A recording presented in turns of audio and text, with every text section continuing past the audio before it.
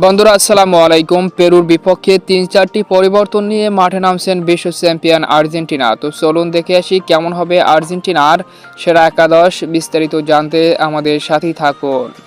নভেম্বরের উইন্ডোটা ভালো যাচ্ছে না বিশ্ব চ্যাম্পিয়নদের, যেখানে প্রথম ম্যাচে প্যারাগুয়ের মতো দলের বিপক্ষে ২-১ গোলের ব্যবধানে হেরেছে লিওনেল মেসির আর্জেন্টিনা। তাই দ্বিতীয় ম্যাচে পেরুর বিপক্ষে নিজেদের ঘরের মাঠে আবারও স্বরূপে ফেরার প্রত্যাশা লিওনেল স্কেলোনির আর্জেন্টিনার। সেজন্য বেশ কয়েকটি পরিবর্তন নিয়ে পেরুর বিপক্ষে মাঠে নামছে আর্জেন্টিনা। বিশেষ করে Cristiano Romero, left back Nicolas Otamendi, right back Nahuel মলিনারা ইনজুরির কারণে দলের সাথে নেই।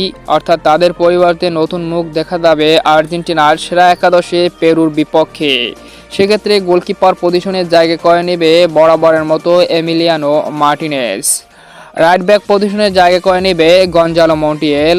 সেন্টার ব্যাক পজিশনে নিকোলাস ওতামেন্ডির সাথে নতুন যোগ হতে পারে লিয়ান্দ্রো বালের্দি।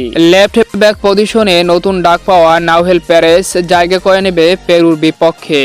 মধ্যমাঠ 4 জন মিডফিল্ডার নিয়ে হয়তোবা পেরুর বিপক্ষে খেলবে লিওনেল স্কেলোনি। সেক্ষেত্রে জায়গা করে নেবে এনজো ফার্নান্দেস, রদ্রিগো ডি পল, লিয়ান্দ্রো ফেরাদেস এবং জিওভানি লো সেলসো। এই 4 মিডফিল্ডারই থাকতে পারে পেরুর বিপক্ষে টিওয়াইসি স্পোর্টসের মতে।